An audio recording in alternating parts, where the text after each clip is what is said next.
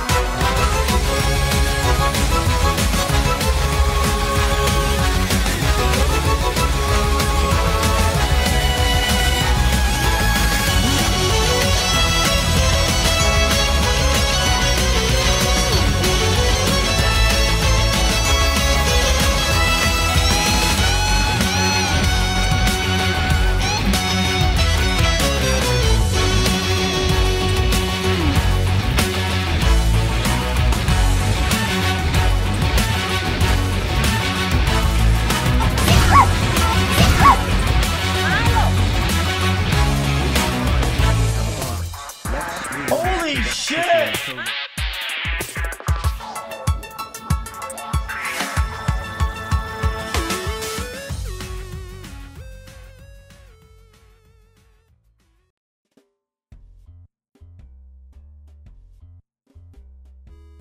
Back in 2018, I made an impressions video of Them Fightin Herds, talking about the single player content as well as the core mechanics of the game. While I stand by those points and am still willing to keep up the video, I can't recommend the video in retrospect due to the audio quality aging poorly. Underneath the cute and cuddly designs lie mechanics that fighting game fans can enjoy. As such, I decided to go over these points again to keep all of my talking points in one comprehensive video, especially when there are some refinements of the subjects being discussed. The only topic I won't cover this time around though is the background of Main 6, as there was a recent video made by Hold Back to Block about the development of Them Fightin Herds. Link will be in the description below, and I highly recommend watching it for a more in-depth look of Main 6's history. I had a chance to speak to some of the members of Main 6, developers of Them Fightin Herds, to learn about the amazing story behind their game and to take a look into just what it takes to make an indie fighting game with an unusual cast. With that out of the way, let's continue to the video proper. Oh shit, here we go again.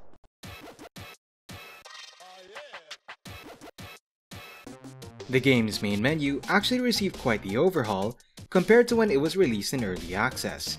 The menu was originally static, but became much livelier after adding an animated background along with an additional news tab that rotates between news and announcements made, and even providing a link to the game's official Discord server.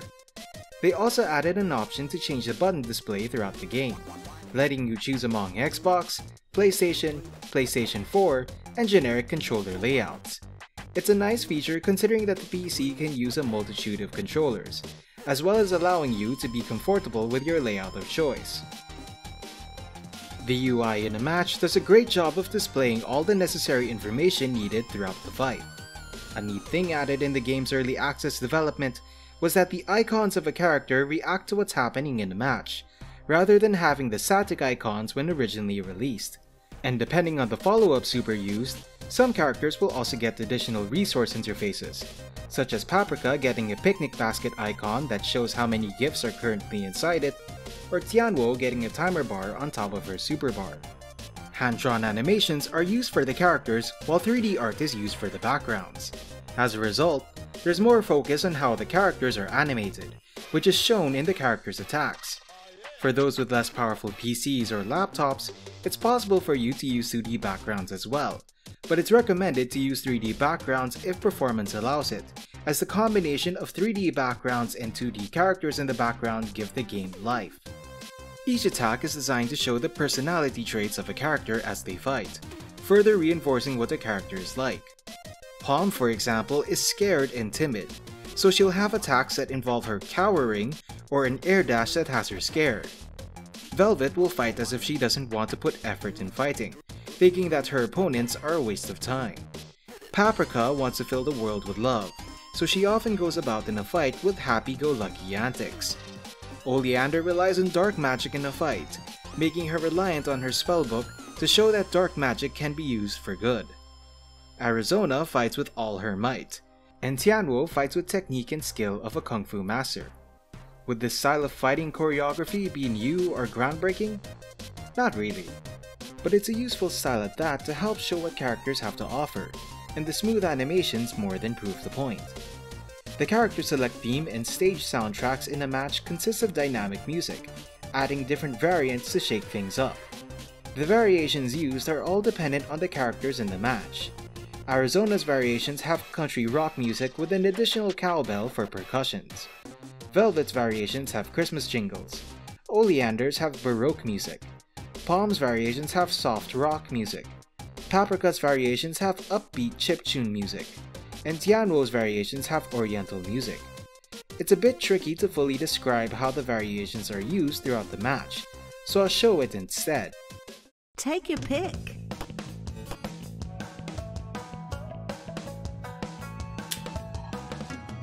Tianhuo. Honored Mother, give me strength. Honored Father, give me courage.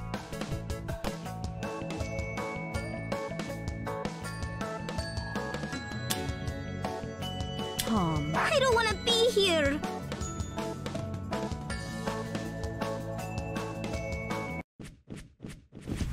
Remember, it is not the size of the dog in the fight, but the size of the fight in the dog.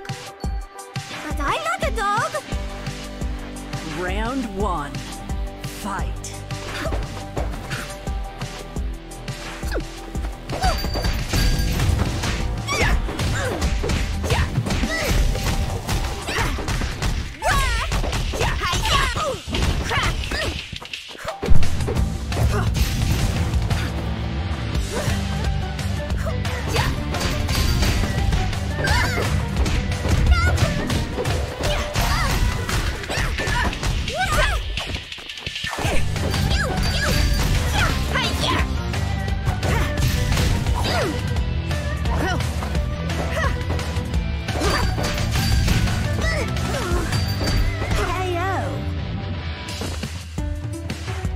Do not let defeat be the end.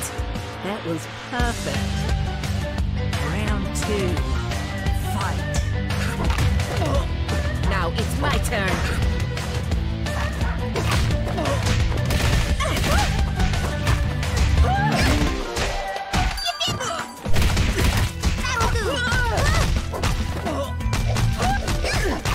I see.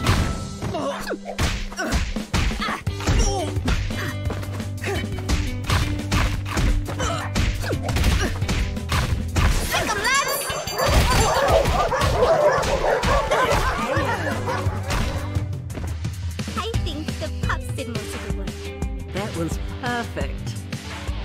Final round. Fight.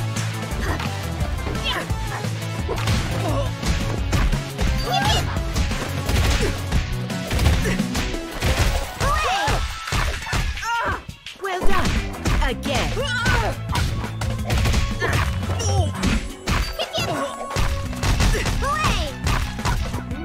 Well done. Again.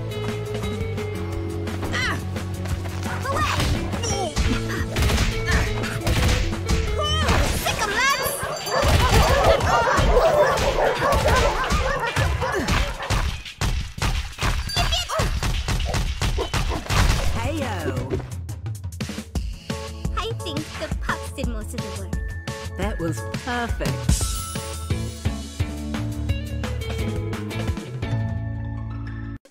The stages also have idle versions when selected in training mode since it isn't a match. The only stage in the game with 2 variants is the training stage, and it only has an in-match variation and an idle variation.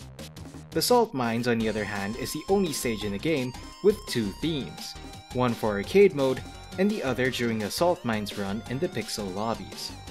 Speaking of Pixel lobbies, both Pixel lobbies and Story mode use 16-bit pixel graphics when exploring, allowing Main 6 to add a lot of content to these modes without having to increase the system requirements of the game. It's safe to say that the pixel art was done well, as many items throughout the game have great detail to them despite the 16-bit limitation. Overall, the game does a solid job with its presentation. The designs are well made, you have enough information to know what's happening in a fight, the animations are smooth and clear, and the music in this game is great to listen to. But there's more to this game than its design, because the gameplay is incredibly robust.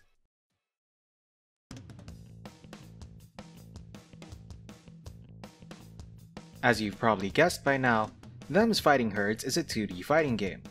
There are 6 characters to choose from, and the game uses 4 buttons. Since the game works like any other fighting game, we can use the same lingo that is common in the genre, which is why we'll define some of the basic terms first before going over the game completely. Trust me, you'll thank me for it. Basic attacks that all characters have access to with the press of a single button are called normals. Attacks that need a single specific directional input and an attack button are called command normals. Moves that need sequential directional inputs and an attack button are called specials. Overheads are standing attacks that hit opponents at a downward angle. There will be more terms that we'll go over throughout the video, but these are the essential ones for now. Also, all the inputs that will be shown throughout the video will assume your character is facing the right direction. So if you're facing the left direction, simply just do the inputs at the opposite direction. And now that we know the basic terminologies, we can get on with the rest of the section. For starters, basic movement consists of walking, jumping, and dashing. You can also block attacks to defend yourself, but we'll get more into that much later. There are also other movement options that are character specific, but we'll get to those later as well when we talk about the characters. For now, let's talk about dashing. Backdashing only covers a short distance, but you're invincible throughout the animation, making it useful to get out of pressure and start counterattacking. Backdashing can be cancelled into anything except blocking.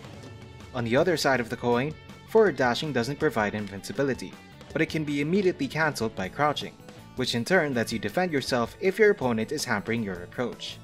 Another thing to note is that input buffering for dashing is very lenient, so it's possible to have a huge gap between the forward or backward presses before the dash starts. This means that after cancelling your dash by crouching, you can then press forward again to do a dash because it reads the last forward input of your first dash as the first forward input of your next dash. You can then do another dash by crouch cancelling your previous dash and then pressing forward again because the game will read the forward input from your previous dash as the first forward input of your next dash. This can be done repeatedly, provided you have the execution for it. This technique is called wave dashing, and while it can help improve the way certain characters play, it's not a technique that's required to get better. So why did I bring this up at all? Because I wanted to point out the depth this game has. The game is already visually and acoustically pleasing, but the more you learn about the intricacies of the game, the more interesting this game becomes. And this is just the tip of the iceberg. Grabs allow you to go through an opponent's defenses and deal damage to them. Grabs can be done on either the ground or on the air, but they only work on opponents on those respective states. This means that your opponent can take advantage of that and counter appropriately. If an opponent grabs you, you can do the same inputs as a grab to break out of it while the green exclamation mark is out. If the exclamation mark is red, it means that you can't break out of it. Keep this in mind because there's more to this input as we go over the other defensive mechanics. All characters have a super attack that uses 1 bar of super meter and cause hard knockdown, which forces foes to wake up in place. They also have a follow-up super they can perform using another bar of super meter. These follow-up moves are useful because they all provide utility to characters one way or another. Anti-airs and launchers are universal command normals. Both of these normals are jump cancelable when the opponent is hit, but only the anti-air is special cancelable on hit. However, if the launcher does hit an opponent, it is actually possible to cancel into specials by doing their inputs and adding an up input so that the pre-jump animation is cancelled into the specials. This input is called the Tiger Knee motion, which was named after the original input of Sagat's Tiger Knee in Street Fighter II. This tech doesn't just apply to the launcher, but to other attacks that are jump cancelable on hit as well, giving you the opportunity to be really creative. Now in terms of defensive options, let's talk a bit about blocking. Like most fighting games, blocking only starts as soon as your opponent throws out an attack that is close to you, locking you in place for a certain amount of time. And if you block an opponent's special, they'll deal a small amount of damage to you known as chip damage. As per usual, standing blocks only block jumping attacks, overheads, and standing attacks, while crouching blocks only block low attacks and standing attacks. This means that you have to be wary of what attacks your opponent is using to defend accordingly. It's also possible to block while jumping, allowing you to safely get close to your opponents. You can do instant blocking by blocking the moment your opponent throws out an attack. Doing so not only makes block recovery faster, but also gives you more super meter as a result. To be specific, instant blocking on the ground reduces the recovery by 3 frames, while instant blocking mid-air reduces the recovery by 6 frames. With proper practice, it then becomes possible to punish attacks that aren't normally punishable. There are also other defensive options to set the match in your favor. Push blocking, for instance, can be done to give you breathing room from your opponent's pressure, but there's a bit of a downtime after using push block so that it doesn't become spammable. On top of that, the recovery for blocking is increased, but the increased recovery gives you access to absolute guard, allowing you to block all attacks save for unblockable attacks. Cross counters can be done while blocking at the cost of half a super bar, knocking back your opponent and dealing recoverable damage. Now remember how grabs can be broken out of? You can also use those same inputs to do push blocks and cross counters, so if you block and your opponent attacks, you end up doing a push block or cross counter. If they grab you instead, you end up breaking the grab. In fighting game lingo, this is called an option select, where pressing a set of buttons provides different outcomes depending on what your opponent does. This is especially interesting to point out because the design of the mechanics allows them to go hand in hand, making fights much more engaging in the long run, with the best part being that these defensive mechanics have flaws that can be exploited when fully understood. There are also ways for characters to recover after they're knocked back or knocked down. When the defender's character flashes white mid-air or blue on the ground, that player can perform a tech recovery. The defender has 3 options to where they can tech. They can tech forward, backward, or in place. And teching also makes a character temporarily invincible. There are 2 drawbacks to teching. The first being that you can't tech when you're in hard knockdown, which is indicated when the character flashes red. The second drawback is that the juggle decay bar below your health bar resets to 0. This is important because the juggle decay bar plays into how combos in Them Fightin Herds are structured. Like most fighting games, you can combine attacks together to deal more damage while your opponent is stunned. The way Them Fightin Herds allows players to combine attacks is akin to anime-style fighting games where players can perform long, flashy combos. That said, some fighting games added infinite prevention systems to give defenders an opportunity to make a comeback. The 2013 reboot of Killer Instinct, for example, allows players to do combo breakers by pressing the punch and kick buttons that correspond to the strength of the move the attacker used. Arxis games have burst systems that allow you to break out of combos. Skullgirls allows players to break out of combos if it notices attackers repeating the same attack strings in one combo. Them Fightin Herds has a more passive system. The game relies on a juggle decay system. The juggle decay bars are placed below the player's health bar and is used to control the length of combos by increasing the gravity the defender experiences. Normals that start a combo remove an amount of juggle decay, while command normals and specials that start a combo add an amount of juggle decay. Hits that continue the combo then add fixed amounts of juggle decay. While the bar is being filled, attacks don't affect the gravity of an opponent, allowing attackers to do any combos provided they understand the hit stun of their attacks. The maximum amount of the juggle decay bar is 380, and attacks done while the juggle decay bar is full will have red hit sparks and increase the gravity that the defender experiences until they just fall out of the combo. To indicate the state of the defender's gravity, the bar uses color coding. The initial color of the bar is green, but becomes yellow as soon as it's filled. When hit continuously while full, the bar changes from yellow to pink, and as soon as the bar becomes pink, the defender then falls out of the combo. Hit stun and juggle decay are the only limiting factors for combos that can be performed, meaning that it's possible to combo from a variety of situations. Though be warned that damage scales the longer a combo goes on. At the same time, it's safer to have a combo string ender you can consistently pull off, especially when the juggle decay bar is filled.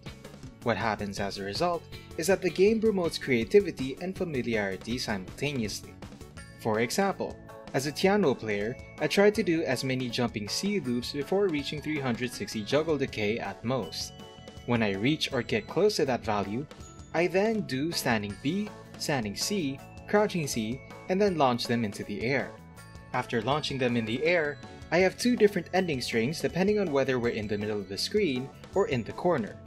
This isn't the only way to approach combos as a Tianhuo player, and other characters have different ways to approach combos as well, but the pattern should give you a clear idea of what I mean when I said that the game promotes creativity and familiarity simultaneously. This system becomes even more interesting when a combo ends. Usually the juggle decay bar goes back to 0 over time, but as mentioned earlier, tacking causes the juggle decay bar to reset to 0. Counter hits in this game not only deal more damage, but also reset the juggle decay bar to 0 and then add their initial value. On the attacker side, normals and specials can only cause hard knockdown when the juggle decay bar isn't full. Supers on the other hand will always cause hard knockdown regardless of the juggle decay bar. There will be different factors throughout the match where tech rolling would be the appropriate response, but the juggle decay system does a lot to incentivize getting up normally rather than teching. As a result, the juggle decay system becomes the most robust offensive and defensive mechanic in the game, and even becomes one of the most robust infinite prevention systems in modern fighting games to date. With all of these universal mechanics combined, matches can become heavily intense, giving the game a lot of depth and providing a decent skill ceiling to aim for. And despite the game only having 6 characters, each of them has a unique playstyle to learn. Aside from their magic abilities functioning differently, they also have different movement options that affect how they play, along with power-ups that also give them options that they wouldn't normally have. Arizona is a cow that rushes towards her opponents and applies heavy pressure to them. The only problem with her is the fact that her standing normals are short compared to the rest of the cast, meaning she has to work harder to get closer. The only additional command normal she has is her elbow drop. It's a quick overhead that causes enemies to bounce on the ground, making them open to combos. Aside from an additional command normal, she also gets a myriad of additional movement options. Her dashes can turn into runs to cover more ground. She can also do super jumps to let her jump higher than usual. The last movement option she has is the most significant, which is her short hops. As the name implies, they allow her to jump quickly for short heights. Arizona can still do jumping attacks while hopping, making her jumping attacks quick and effective overheads. And unlike her elbow drop, they don't need to cause their opponents to bounce on the ground, giving Arizona more combo options as a result. Without magic, she can only use 2 special moves that have varying degrees of strength depending on the attack button used. Headbutt is an advancing attack that can launch opponents with the B variant or make them tumble with the C variant, but it will never be able to hit crouching opponents regardless of the variant. Stomp is a low-hitting move that can sweep opponents with the A variant or launch them into the air with at least the B variant. The A variants of her special moves don't deal a lot of damage, but they have a unique trait of being cancelable into either of their stronger variants by pressing the corresponding button while performing the A variants. And since B and C Stomp launches opponents into the air, it's then possible to follow up with either a jumping attack or a headbutt. And while this is interesting, this is only the beginning for Arizona. Arizona can have up to 3 stocks of magic by catching opponents with her lasso using the D button. She can do a regular lasso grab, anti-air lasso grab, or low lasso grab. The lasso only touches players by the loop, so as long as players avoid the loop, they won't get caught. Add on to the fact that the hitbox of the loop only appears when it reaches its destination, and you have a grab that needs to be used with caution. Luckily, it's possible to use the lasso mid-combo, extending your combos further, as well as giving you a stock of magic. Using her stocks of magic, Arizona can then perform moves she couldn't otherwise. Magic Stomp uses 2 stocks of magic. This stomp will launch an opponent to the air regardless of how far they are. The move is unblockable, but can be completely avoided by jumping because it's a low-hitting move like its regular variants. Magic Headbutt uses 1 stock of magic. This move causes wall splat on an enemy, making them temporarily stick to the wall, allowing you to extend your combos. Magic Headbutt is still useful outside of combos because it gives her armor that allows her to continue her assault despite being hit. Counter uses one stock of magic. This puts Arizona in a parrying state and counters opponents that touch her. Just like Magic Headbutt, Counter also gives her armor. A very important thing to note about the armor of Magic Headbutt and Counter is that it's only good for one hit. If the opponent is able to get in another hit after the armor was used, then they can hit Arizona out of her attack and punish accordingly. Magic Dash is the last move in her arsenal that requires magic. It uses one stock of magic and makes Arizona travel long distances quickly, allowing her to continue combos even if her opponent gets knocked back far away. Magic Dash is a low-profile move, meaning that her hitbox is temporarily changed in a way that she can completely avoid projectiles or attacks that hit high, such as most standing attacks. This allows her to deal with people that like to keep her at a distance with long-range attacks. Trample, Arizona's super, causes her to charge at opponents, and is useful outside of combos since it is quick and invincible. Trample sadly deals less damage the farther she is from her opponent, but allows her to catch opponents that press buttons for spacing. She becomes a threat though with additional meter when she has access to Rebound, a follow-up super that removes 240 juggle decay from her enemy when hit, allowing her to do longer combos as a result. Using these tools make Arizona a threat despite her short-ranged normals, and as mentioned earlier, her hops make her jumping attacks dangerous overheads since they can be easily converted into combos. In conclusion, Arizona is well designed within her archetype, but will still be here for a while though, because there are other characters to talk about such as Velvet. Velvet is a reindeer that can keep opponents at a distance with ice magic. Since Velvet uses ice, she can slide while dashing, giving her the ability to control space while being mobile, especially since she can block while sliding. Velvet can throw out icicle missiles at a player whether she's on the ground or in the air, but take a while before they can launch. Players can have one ground missile and one air missile out simultaneously, which is especially useful for keeping your opponents out. Depending on the button used to make a missile, ground missiles can fire at different times, while air missiles fire at different angles. Using different combinations of these missiles easily allow you to keep your foes on their toes, and practically become one of Velvet's most defining traits as a character. Eruption is another move Velvet can do.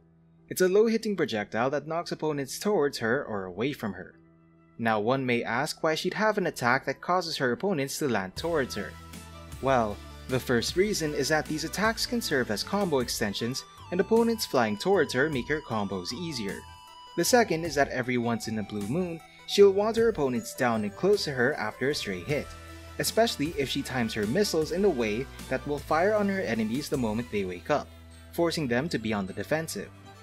This then allows her to continue her pressure, especially with the next move we'll be discussing next. Shatter is a move that is best used when Velvet is up close on her opponent. The B variant is an anti-air that knocks opponents away, making this one of her ideal finishers in a combo. The A variant hits low, while the C variant hits high and causes ground bounce, forcing opponents to guess what she'll do. Another key component to her playstyle is her magic system, where she gains up to 6 stocks of magic over time. Using one stock allows her to fire a snowball at her enemies, and even fire them from different directions. This is important because it not only allows Velvet to keep opponents at a distance, but also allows her to combo with minimal movement. She can also spin around continuously to make wind that pulls enemies towards her or pushes away from her at the cost of magic. This doesn't seem like much, but it can be used to mess up your opponent's advances by either pushing them away when they think they'll land the hit, or pulling them as they're moving to make them go too far as a result, or even setting them up for melee pressure. Ice Cyclone is Velvet's super move that travels full screen, and since it's quick, it's useful for situations where you're low on resources and all you have is super meter. Her follow-up super, Frostbite, makes enemies slow for a period of time. On top of that, it refills half of her magic bar, meaning that she'll immediately be on the offensive after enemies are slow. The more you think about her kit, the more you notice how everything works harmoniously. This shows how much care and attention was put into designing her, just like with Arizona. Now let's move on to see how other characters fare. Oleander is a dark magic user who fights with her demonic aide Fred. Oleander has 2 command normals. Doomclaw and Smite. Doomclaw is an overhead, so it's useful in the middle of pressure to catch your opponents off guard. Doomclaw causes ground bounce to airborne opponents hit, allowing you to capitalize with a combo. Smite is a jumping attack that causes ground bounce on enemies hit, making this both a great combo extender as well as a great air-to-air normal since it's easy to convert into a combo. What sets her apart from most of the cast is that her normals are slower than usual, but the hitbox for her normals are disjointed from the hitbox of her body. This often allows her to not only pick apart opponents at mid-range, but also in scenarios where hits can trade with each other. One weakness to this is that because she's slow, she can't handle close quarters well, unlike the rest of the cast. Now in terms of movement, the only additional option she gains is double jumping, but considering the fact that her normals can reach far, means that she can easily control the space in the stage. Before we talk about Oleander's specials, we need to talk about her magic ability, Study. Oleander starts off with no stocks of magic, but every time she studies, she gains a stock of magic. When she has 3 stocks of magic, further studying gives her super meter, making this useful to get supers much faster. More importantly, these stocks of magic are important to majority of her specials. Shadow Spark is one of the few specials Oleander has that doesn't use a stock of magic. Like Velvet's ice missiles, she can fire 1 spark in the air and 1 spark on the ground, allowing her to control the arena. She also has a special version of Shadow Spark called Magic Spark, where she uses all of her current magic stocks to throw a faster and more powerful projectile. If at least 2 stocks were consumed, then Magic Spark can make enemies stick to the wall. Magic Spark doesn't count as a Shadow Spark, so you can have 1 spark in the air and 1 spark on the ground and a Magic Spark out simultaneously, giving you full control of the arena. Chapter Trap uses 1 stock of magic, and can be thrown at different ranges depending on the button used. The trap usually stuns enemies long enough for Oleander to follow up with an attack, making them great combo extenders. The traps disappear though the moment Oleander is hit, so caution should be advised.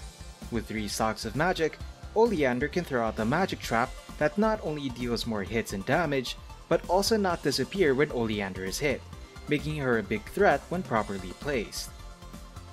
Teleport allows Oleander to move at different areas of the screen depending on the button used. The teleports themselves don't deal damage to the opponent with the exception of Magic Teleport, which also tracks the opponent and is invincible. All the versions of the teleport except the C version use 1 stock of magic. Combined with her fireballs, traps, and double jumps, she becomes a force to be reckoned with. Shadow Blast is a super attack that makes Oleander fire a multi-hitting beam. With proper setups, it actually becomes possible to extend your combo after a super, allowing you to land 2 Shadow Blasts in 1 combo. That said, she does have the option to summon Fred after a Shadow Blast. Fred fights alongside for as long as the timer bar is still running. Fred can use 5 different attacks while he's out. At the same time, it actually becomes possible for Oleander to study while Fred is fighting, and especially gives her more than enough time to do specials and study again. As a result, Oleander is a fairly solid character.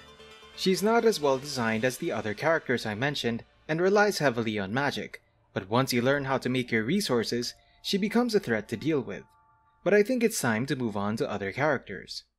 Paprika is an alpaca who wants to fill the world with love and gifts. Her command normal, Free T-shirt, is the only command normal with its own auto combo. Both 2nd and 3rd hits are overheads, so blockers need to stand in order to defend themselves and punish. Paprika has a variety of movement options. She can run back and forth, she can super jump, and she can short hop, the last one allowing her jumping normals to become fast overheads. Speaking of normals, a lot of her C normals cause a lot of hit stun. This is important to her gameplay because she's one of the few characters in the game with charged specials, meaning the initial directional input needs to be held before following up with the rest of the input. With the long hit stun, she ends up becoming one of the easiest charge characters to date. Speaking of charge moves, Cartwheel is one of Paprika's most useful specials because of their ability to extend combos. All versions are jump cancelable and easily combo into her normals, allowing you to be creative in taking down your opponent. Kiss is the only command grab in the game. This move can't be broken out of and puts enemies in a stagger state if grabbed, allowing her to easily do combos despite reduced damage. With the help of her normals with long hit stun, she can sneak in a grab, and while it doesn't become part of the combo, it ends up starting a new one, resetting the damage scaling as a result. Another special move that's essential to Paprika is Zippy Teleport. This causes her to run out of the screen and end up in front, behind, or on top of an enemy. The C version is particularly dangerous for foes because it causes ground bounce on them, so good offense with Paprika will involve making them guess where you'll appear. And this especially helps with the gifts you can give. Gift giving is one of the most interesting magic abilities in the game. Paprika starts off with 6 stocks of magic, but she can use one stock to throw a gift at her opponent. The gift she throws out when using a stock is random and can fall under one of 2 categories: edible and non-edible. Edible gifts in the field can be eaten by pressing the A button when close to them, and either restore health or give super meter. Despite their benefits, edible gifts should be avoided as much as possible due to the eating causing their characters to stay in place, as well as the fact that Paprika regains a stock of magic if the opponent eats an edible gift. Flower pots, on the other hand, can't be eaten, but they deal a lot of damage and hit twice. You can also throw out specific gifts at the cost of 2 magic stocks. Included is the option to set up a cinnamon roll that slowly rolls towards the opponent and hits low when connected. Her super move Smother is the only super in the game with 2 different inputs because it allows Paprika to come out from one of 2 sides, meaning she can use the super outside of combos to become even more unpredictable. Before ending her super, she can place a picnic basket at the cost of additional meter. As long as Paprika is close to the basket, she can use the basket as an additional magic meter. At most, she can throw out 6 gifts, but she can throw out specific gifts at similar cost. While the basket is also out, Paprika can do a magic teleport that makes her pop out of the basket, dealing damage to the enemy based on the gifts that popped out. With all these tools, Paprika can easily confuse her opponents with her shenanigans and unpredictability. Her kit is designed to make her dangerous even without magic, making her a solid character. The next character we'll look over is potentially one of the best characters in the game despite her appearance and behavior. Pom is a timid sheep that was forced to fight as her nation's champion. Thankfully, she has a pack of sheepdogs to help her fight. Pom can air dash and float in the air, the latter being particularly useful for both combos as well as feinting your advances. Pom only has 2 special moves, as in special moves that just involve her doing anything. Sheep herding is a dash that can't be hit with strikes. While punishable, it is useful to not only get out of pressure, but also create setups where opponents are sandwiched between Pom and her dogs. Bark is another she can do alone that completely beats projectiles.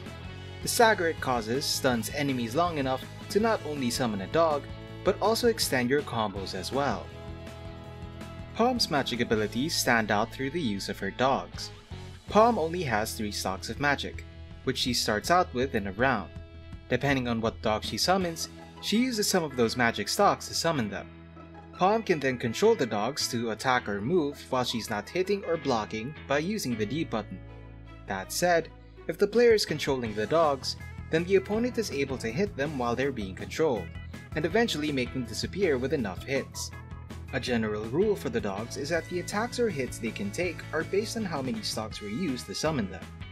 Digging Pup, for example, uses 1 stock of magic, so it can only take 1 hit or it can only attack once. This information is important because it allows you to set up how you want to use your dogs and make them count. Due to the dogs adding so much depth to her gameplay, it becomes possible for her to land a combo out of stray hits with her dogs, making her a very powerful character in the long run. It also helps that she has Stampede, the best super in the game. This super has her summoning a legion of pups run through the opponent until Big Papa runs through them. Pom is able to move freely way before the super ends. As a result, she can summon dogs, set up more pressure, or combo off of her super, letting her deal a lot of damage in the process. She also has the option to summon Big Papa while he's out before he hits the opponent. While damage is sacrificed when summoning Big Papa, the dog can become a huge threat because while he lasts for 3 hits, he can use up to 4 attacks, making him a threat along with other summoned dogs such as Big Mama. It's safe to say that Pom ends up becoming one of the strongest characters in the game due to the setup she can do, along with her ability to convert many stray hits into combos, especially if extended with Stampede. The last character to go over is Tianhuo. Tianhuo is a rushdown character who uses mobility and height to her advantage. To start off, Tianhuo has access to super jumping and air dashing. Air dashing alone makes it fairly easy for a player to reach their opponent. With the increased height from super jumping, Tianhuo can cover more ground as a result. Tianhuo only has 3 special moves in the game that are all done with the same directional input. Volcanic Ash is an overhead that causes ground bounce. Volcanic Bash can go through projectiles and launch enemies into the air. And Volcanic Crash is an attack grab that causes a hard knockdown. Tianhuo starts off a round with no magic stocks, but gains up to 2 stocks over time. She can easily fly with the press of the D button, eventually falling to the ground after moving or attacking while flying. You can't gain magic stocks while flying or air dashing, so you'll have to think about how you approach your enemies, as well as learning how to make the most out of your combos when air dashing is involved. Normal moves on hit or block, as well as special moves on hit can cancel into flight, allowing you to extend your combos and make yourself airborne without using the launcher or anti-air button. When players have stocks, they can use one stock to do a firecracker attack or firecracker flip. The attacks can be punished and only serve to deal more damage in a combo. Flips, on the other hand, can be used to bring you closer to your opponents, as well as catch them off guard, since flips give you access to your jumping attacks similar to short hops. Normals can also be cancelled into flips, regardless if on hit or on block. With a combination of flips and air dashes, Tianhuo becomes a huge threat. Ren Xiao Ti is a simple super that's used to end combos for more damage and a hard knockdown. With additional meter, Tianhuo can use Ren Xiao Feng, which allows her to power up and even extend her combos. While Ren Xiao Feng is active, players will always gain magic stocks even while air dashing or flying. Tianhuo can also dash several times in the air rather than only once, making it possible to do longer air combos than usual. Specials are also modified through different ways. Volcanic Ash gets an additional hit, Bash causes wall splat, and Crash is flight cancelable after it deals damage. She deals reduced damage while in this mode, but is ultimately worth it given the upgrades she earns. Come on! Drop this! Drop this! Damn it! The characters have a great amount of depth to them overall, and are ultimately unique enough to the point that there's always a playstyle for everyone to enjoy. Now that we've talked about the gameplay, let's talk about the game modes this game offers, because the game has a decent chunk of content to it.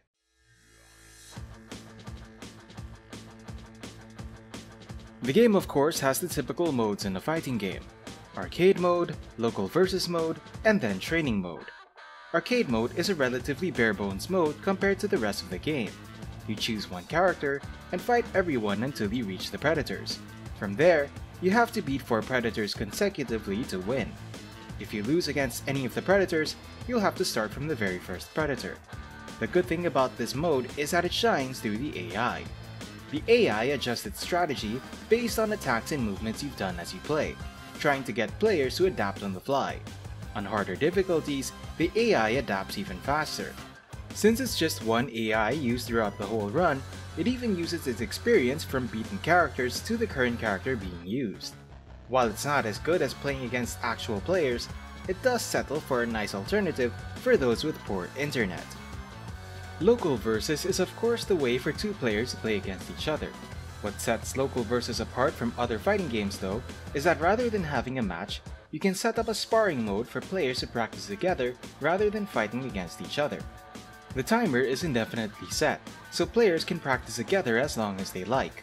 When players decide to end sparring mode, the match resumes where it left off, and players can continue the match.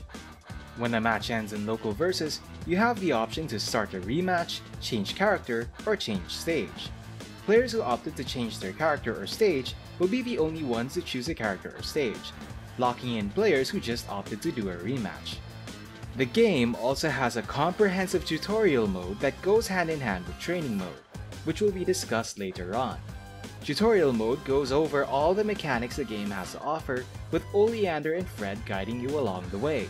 The nice thing about tutorial mode is that aside from choosing where you can start, you can also choose which character to play as. This is a significant detail because this mode also goes out of its way to teach you character-specific mechanics. It's heavily recommended to go over tutorial mode first because it helps you decide which character catches your interest. After deciding what character you want to play as, you'll want to head over to training mode. Training mode has a lot to offer. You can set the AI to block under different circumstances and even set how they react afterwards. You can record the AI to do specific attacks so that you can practice punishing them. You can also set when they push block and if they can break and so on. You can even have the damage data and frame data of your attacks displayed, allowing you to make the most of your moves and strategize properly. You can also have the hitboxes of characters and attacks shown during training mode, giving you a proper idea of the range of your attacks. What makes the hitboxes of characters interesting in this game is that they all share the same hitboxes. This means that all your combos will land consistently with all characters, rather than having combos that only work with specific characters. Another interesting thing about hitboxes of the characters is that they're both short and wide. This allows players to make subtle and deep jump-in attacks that hit opponents on the opposite side, unlike other games where the jump-ins are obvious enough to make you predictable. It's another layer of depth the game adds, which makes it interesting in the long run. The best part about training mode is that you have access to combo trials for the characters you're using. The trials are useful for teaching you what's possible in combos, ranging from doing short hops with Arizona and Paprika, air dashing with Tianhuo and Palm, to even doing Tiger Knee inputs with Velvet. Most fighting games tend to set their combo trials as their own mode, so it seems odd at first that combo trials in Them Fightin Herds are placed inside training mode. The reason is very simple though. You can make your own combo trials in Them Fightin Herds. When recording combos, the training settings set at that time are saved within that trial, meaning you can create trial combos that let you practice combos you can do during different scenarios. The trials can be saved and loaded, and they're easily accessible on your PC, meaning you can change the file names of your combos so that you can easily find them when practicing. And since they're easily accessible, you can even share them among friends to both show off and teach them the combos you can do. The only downside is that you can't name the files in-game, but hopefully it'll be something they can work on in the future. The game also has challenge modes that involve hitting targets as fast as possible. Each of these challenges also has tasks that can be done to test your mettle and understanding of your character mechanics. Challenge ratings are based on both how fast you clear the challenge and how many of these tasks you have completed, incentivizing you to do them as you play these challenges. Online play is also available for Them Fightin Herds. You have the option to queue for ranked matches, as well as set up regular lobbies to play against friends and such. When queuing for ranked matches, you can play single-player content while waiting. The game uses the middleware Good Game Peace Out as its netcode infrastructure. With GGPO, the game will predict the inputs that player used within a certain period. If the prediction is incorrect, the game then rolls back to the last correct state. These rollbacks occur while a match takes place and are usually not noticeable, but can be depending on the player's ping and internet connection. While the netcode isn't perfect, it's certainly one of the best netcodes to date, and gives players a near lackless experience when playing online. Players can also play together through the pixel lobbies. As mentioned earlier, players go through areas in 16-bit graphics. Players can use one of the 6 characters as avatars and customize them with different items you can buy from the item shop in the lobby or found in the lobby. While in the area, players can chat with each other through quick messages, typed messages, and voice chat. It's even possible to set your voice chat to different channels, such as automatically setting your voice chat so that when fighting, only your opponent can hear you. You have the option of just practicing in training mode, playing against other players, sparring with them, or watching the next match a player will have. The options found after a local versus match also apply to regular online versus matches. However, if either other players are watching your match or you're fighting against someone for loot in a chest, you and your opponents will be brought back to the lobby after a match ends. This setup is inconvenient for spectating matches because players will have to go through the hassle of having to set everything up again for the next match, especially for setting up online tournaments or events. Hopefully, they'll find a way to improve spectating as they update the game. Salt is the currency used to buy in-game items. Chests occasionally drop on the ground that contains 300 salt when opened. But if another player tries to get the loot inside the chest you're opening, you'll have to fight that player for the salt. The winner gets 300 salt after, while the loser only gets half. Unfortunately, once another player contests for the loot, both players are forced to fight each other unless they force exit the game. If a server is being used for online tournaments, then the best course of action for participants would be to ignore chests as much as possible so that they don't accidentally skip their matches. Though this line of thinking does apply to other aspects of Pixel Lobby as well. Pixel Lobbies also have one minigame where players don't really have to play against each other until the very end. Every lobby has an entrance to a cave that contains a portal to the salt mine. While in the mines, you can gather salt from the ore there. Predators also reside in the mines, and if they see you, they'll run at you and fight you, or even summon shadow versions of the playable characters that prevent you from escaping a room until beaten. Keep in mind that whatever character you use as your pixel avatar will be the character you will fight as. You also get salt from beating predators, and when you beat a certain amount of predators, you increase the salt multiplier, letting you gain more salt in the run at the cost of predators becoming more dangerous. While exploring, chests can contain health, dynamite, or items you can wear in the lobby. Dynamite is useful for breaking ore and killing predators in one hit. Players will have to be careful though, because the dynamite can deal damage to players, which is dangerous because if players get beaten by predators, they'll be kicked off of the mines and will have to pay a fee to re-enter. A run can only last for a certain time though. If there's only one player in the mines, they'll exit the mines soon after.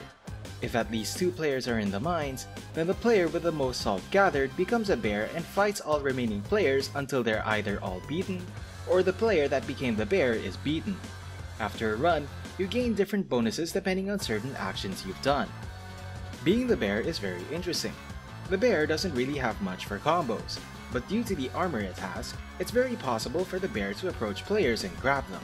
If the bear has magic, then it's possible for the player to jump into the background and throw out a variety of rocks at their opponent. Not just that, if the bear player beats all the remaining players in the salt mines, then they get the shadow palette for the character they're using in the run. Yay! Yay! I'm so happy! Now I'm gonna buy the rest! Players can also buy all of the shadow palettes instead for a price of $2, allowing players to decide if they want to grind for the palettes or not. Given these features, the pixel lobbies are able to emulate the gatherings of local fighting game communities. People are able to talk to each other before, during, and after matches. They can train together to go over common mistakes made, and even set up online tournaments when they can. While local events are still better to help you improve because there's no lag, the infrastructure of Them Fightin Herds provides a great alternative, especially since communities are important in fighting games. While fighting games aren't for everyone, they're certainly not as hard to learn as people make it out to be. What actually keeps people discouraged from playing fighting games for long is constantly losing without seeing any improvements made. This is where the fighting game communities come in, as they're able to show players the ropes, provided there's some initiative from the beginner's end. And while that beginner will still lose a lot, they can slowly see the improvements they've made thanks to the guidance offered. Other fighting game communities have made Discord servers out of necessity, and while the community of this game has made their own Discord servers, the groundwork of the pixel lobbies make it possible for you to talk to people normally, while Discord servers only become necessary to be aware of online events. The last game mode available is Story Mode. Most fighting game story modes often just have dialogue followed by the standard matches. Them Fightin Herds, however, takes a completely different approach for this mode. As mentioned earlier, Story Mode has you exploring the world of Phonem through pixel graphics. Story Mode consists of chapters that are divided into parts. The game consists of 6 chapters where you play as one character for each chapter. As you explore the world of Phonem, you'll come across puzzles, platforming sections, and fights in your journey. You can also find items throughout these chapters, and use them to customize the look of your character, even in pixel lobbies. A lot of them aren't obvious, so you can always go back to specific parts to find all the items in the game at the cost of resetting your progress to that point. The platforming sections are done through magic stones. These sections are interesting because they teach you the specific movement mechanics your character has, and test you with those mechanics, partially teaching you the game as you play. Fights are slightly redesigned for story mode, because encounters can sometimes have you fight a gauntlet of enemies, or even fight against 2 enemies at once. After fights end, the damage you take affects how much life you have left. If you use a super to land the final blow, you're then rewarded with health after their defeat.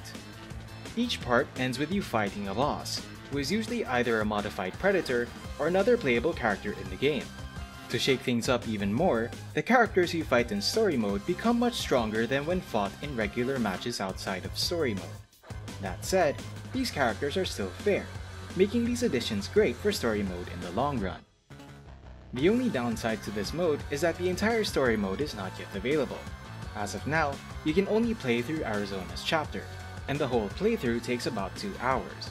Thankfully, since there are secrets to find, you'll be able to kill some time while waiting for the other chapters to eventually be released. For now, let's take a look at the contents of story mode. For this review, I'll be talking about the story in Chapter 1, where you play as Arizona. I'll do quick videos for the other chapters when they become available, so that I can give my overall thoughts about the story in the future. Since story mode just released recently, I'm putting a spoiler warning for this section, so if you want to play the story for yourself, pause this video and refer to the timestamps in the video description to skip to my overall thoughts about the story.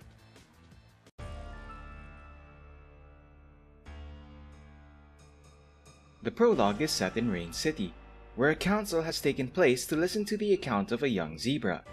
She talks about how she was wandering around the savannah until she spotted dark monstrosities. The monstrosities chased her until they caught up with her, demanding that they take her to a key. Just as she thought that she would die, sunlight hit the monsters and made them fade away, but not before telling her that they will return. The monsters are then identified as predators, and the council realizes that they're looking for an ancient key used to keep the predators in another dimension. Aware that the ungulates are unable to agree with each other, the council then decides that each nation of Phonum must choose a champion to send them on a quest for the key, while fighting against one another until a single champion is left to be worthy as the protector of Phonum. The story then shifts to the prairie, where Arizona talks to her father Texas about the decree that was declared. Texas then decides to gather the herd and tell the story about a time when Phonum was at peace. Unfortunately, the time of peace ended when the predators found that grass wasn't enough for them and started eating the ungulates.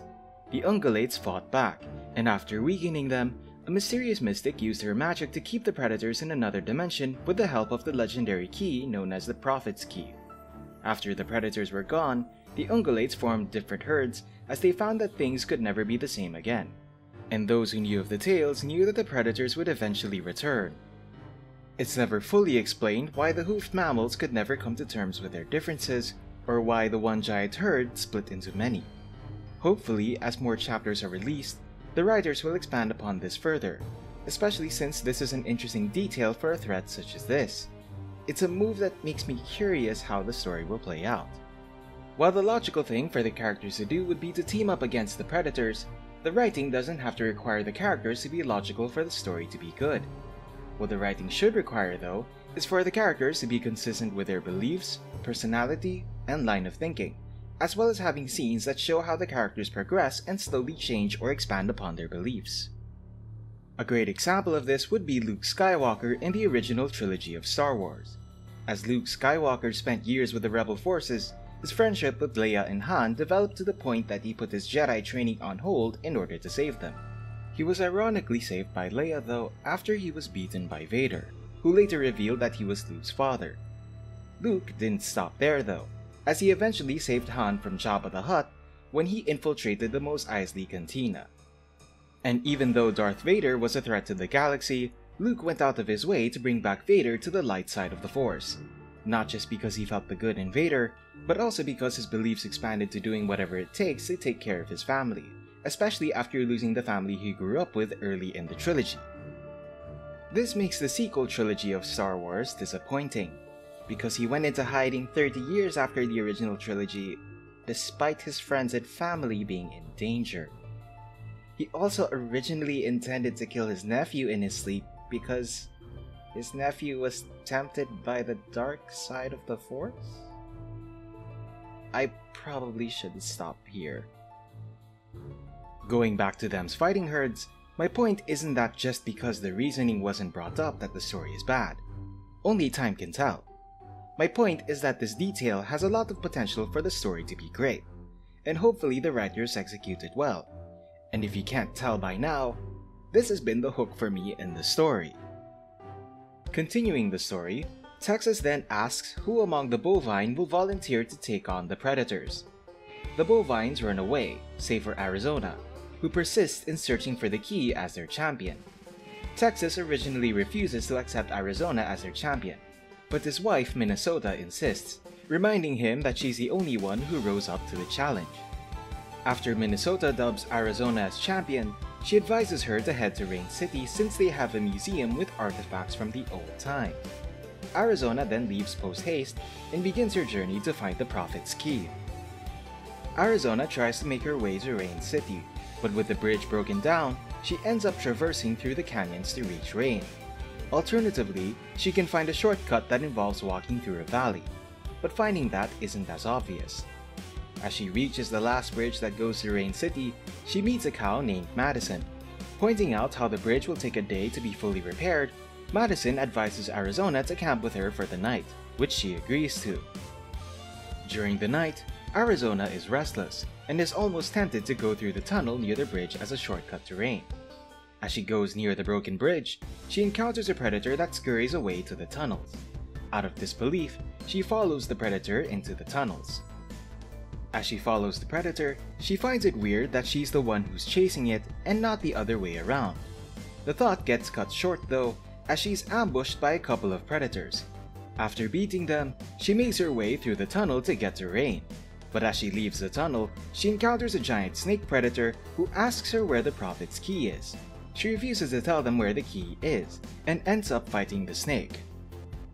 I mentioned earlier how bosses are much more engaging than regular encounters, and this is the first example of it. The fight will start off with 3 phases, the first having Arizona dodge the falling acid as much as possible. The second phase has you fight one enemy while evading the falling acid and also fighting the giant snake until it's knocked down. The third phase involves fighting the snake again. While the fight may be difficult at first, especially since the snake can chip away at your health, the way the game telegraphs warnings to you and where the attacks are coming from make the fight challenging and fair. After her victory, she takes the opportunity to go to Rain. When she reaches Rain, she has a hard time entering the city because the guards believe that their champion is the champion of Phonem, calling Arizona an imposter, denying Arizona entry as a result. With the help of another cow, she bribes the guards to let her in with a bottle of milk. It should be pointed out that it's possible to bribe the guards with milk on the get-go, but the first interaction mentioned earlier helps reinforce the idea of the different ungulates not getting along with each other, adding to the world building as a result. Arizona explores Rain to find the museum for clues. The guards warn Arizona to not eat anyone while inside, which is interesting because the ungulates don't eat meat. However, if you explore the city of Rain, it's possible to find 2 areas that do have predators, putting into question the number of eating incidents that Rain has had, and if the predators are able to choose where they can appear. While you can skip these encounters, they do add a lot to the story. As Arizona finds the museum, she eventually finds a huge tablet with hieroglyphs showing the history of how the predators were defeated. As Arizona struggles making out the rest of the writing, Velvet steps in and talks about the hieroglyphs, mentioning how it came from the High Plains. During the conversation, Arizona mentions how she's the champion of the prairie. Velvet then brags about how she's the champion of Rain, and challenges Arizona to a duel. The fight itself starts as a regular match in versus mode. After beating her the first time though, she suddenly makes a permanent breeze that pushes you away. At half of her life bar gets refilled and will summon an ice cyclone where she throws out ice magic to keep you at bay. Thankfully, it's still possible to beat her, but she's definitely a step up from the last boss. After defeating Velvet, Arizona then asks around how she can get to the High Plains. Wanting her gone quickly, one of the reindeers give her a cruise ticket to the High Plains. Excited, Arizona heads off for the docks to look for the key. When Arizona arrives at the High Plains, she begins to climb the canyons to look for the locale. She struggles as she climbs, especially since she's also attacked by flying predators along the way. After climbing to the top, she faints due to exhaustion. As she wakes up, she finds herself in the village of the alpacas.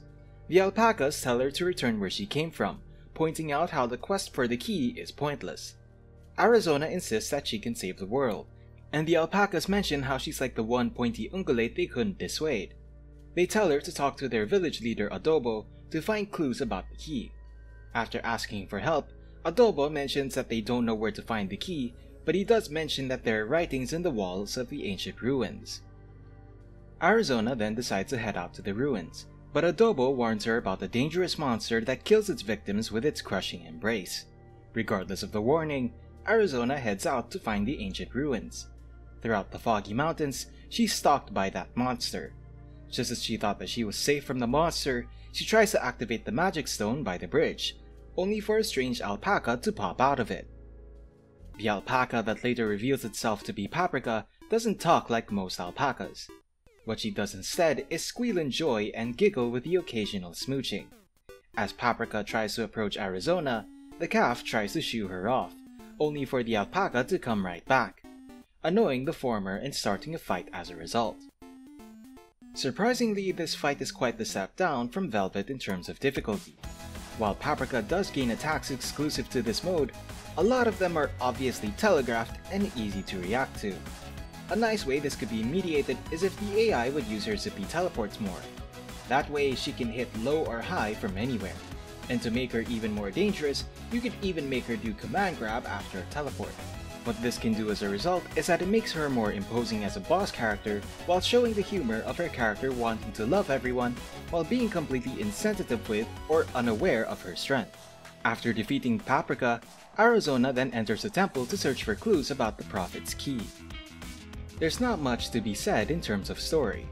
That said, this area, along with Rain, is the area that most players will spend their time with because the ruins and Rain have the most collectibles to look for as of this upload, especially since the last collectible in the ruins isn't easy to find. While Arizona explores the ruins, she finds a huge monument that is similar to the magic stones used in the platforming sections. As she approaches it, she encounters Oleander, a unicorn who tells her to go home. Arizona ends up getting frustrated at Oleander, especially since most of the NPCs earlier would tell her to go home while she still can. When Oleander realizes that the calf is looking for the Prophet's key as well, she then points out how both of them have to fight, especially since she's the champion of the woodlands. The unicorn tells Arizona to step down, claiming that the latter doesn't stand a chance. The cow doesn't back down, starting the fight. Fortunately, the fight against Oleander is much better handled than Paprika's fight. On her second phase, she ends up becoming more dangerous thanks to her charge attack that has long hit stun and shadow sparks that hit at a 45-degree angle. Oleander becomes even more dangerous at her third phase. In this phase, she levitates and throws various shadow sparks at you, with Fred even helping her out by throwing big punches at you. To top it all off, if you don't hit Oleander before she's finished charging, she'll throw out a powerful move that will beat you instantly. Thankfully, this is by design because canonically, Arizona is supposed to lose, even if you do somehow beat Oleander. It's a nice change of pace because it's able to add an element of surprise while still being organic to the gameplay. That said, beating Oleander is fairly rewarding as it adds some scenes that provide additional context for Fred, pointing out how he has planned Oleander's success for years, making players curious as to what Fred's goal is. After Arizona's defeat, Oleander begins to study the ancient stone. While she's studying the stone, Fred begins to loot Arizona's knocked out form. Fred will rummage through the various collectibles he found in the game, and depending on what you found, he'll make different comments about the items he brings out, and determine if looting the calf was a waste of time or not. After the pair finish up, Oleander decides to head back to the woodlands to use the library there for references. Fred reminds her that she's been exiled, so Oleander simply plans to sneak into the library without anyone noticing. When Arizona regains consciousness, she tries to read the stone herself, only to fail in understanding the markings. She's originally distraught for failing, but is immediately revitalized the moment she regains her confidence, storming out of the ruins as a result. This is where the chapter ends, which also brings us to the end of this section. Only time will tell if the writing is good or not in the end, but what has been presented so far is interesting. The best part is that the mode offers a variety of activities to do and items to look for that can even be used in pixel lobbies. In conclusion, the mode has engaging gameplay and will have replayability in the long run, regardless if the writing will be up to snuff. Story mode is a great step in the right direction for single-player content in fighting games. Hopefully, more fighting games follow the likes of Them Fightin Herds when they create their story mode, as this is a great mode in a great fighting game.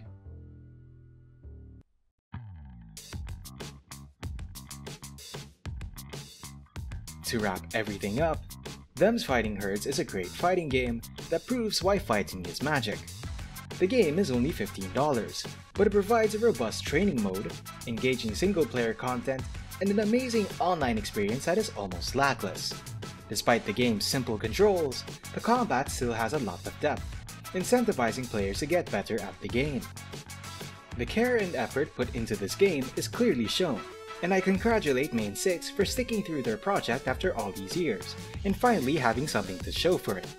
The online community of this game is also great, as they're always willing to help players improve their game, and without them, I wouldn't have reached the level of skill that I have today. The interesting part about all of this is that Main 6 are still far from done with the game. They still need to add more chapters to the story since it's not yet done. They plan to add a new Go character as DLC since backers have been promised that content, and they even plan to add super moves that use 3 bars to the game. It should also be noted that as of now, the game is only available to play on Windows. That said, they do plan to make this game playable on Mac and Linux PCs. They would love to bring the game to consoles as well, but the availability of those ports is dependent on whether or not the game sells well. There's always hope though that more people will get to play this game in the future, especially looking at how well received the game is. Thanks for watching everyone. Again, it's been a while since I uploaded a review, and I'm glad I found something that helped me shake up the cobwebs. I can't say for sure what I plan to do next, because the nature of my content is dependent on how much I care about the games I play. That said, I might have something in the future while waiting for the other chapters of Them Fightin Herds. Until then, see you all next time.